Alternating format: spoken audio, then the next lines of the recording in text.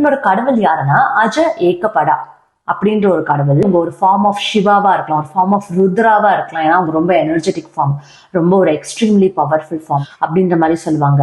உங்களுக்கே தெரியும் சிவா வந்து காட் ஆஃப் டிஸ்ட்ரக்ஷன். ஸோ இவங்களும் வந்து பாத்தீங்கன்னா இந்த கடவுளுமே காட் ஆஃப் டிஸ்ட்ரக்ஷன் அப்படின்னு தான் சொல்லுவாங்க.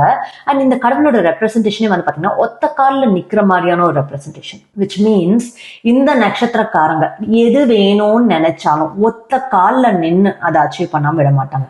இவங்களதான் வந்து எனக்கு பிடிச்சிருக்கு கல்யாணம் பண்ணிக்கணும்னு சொன்னா கூட ஒத்த காலில் நின்று கல்யாணம் பண்ணிப்பாங்க. இல்ல இவங்களுக்கு என்ன விஷயம் வேணும்னு நினைச்சாலும் எக்ஸ்ட்ரீம் ஃபோர்ஸ் போட்டு அதை அச்சீவ் பண்றவங்களா இருப்பாங்க.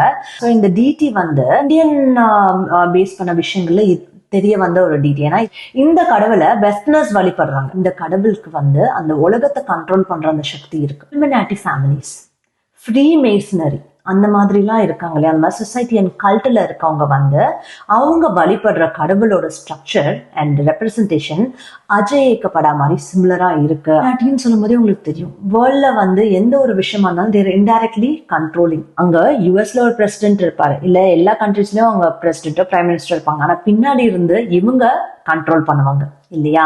அதுதான் கிங் மேக்கர்ஸ்னு சொல்றது. Very much connected. They are the king makers. இந்த நட்சத்திரம் வந்து அவங்களோட ரொம்ப கனெக்டட்.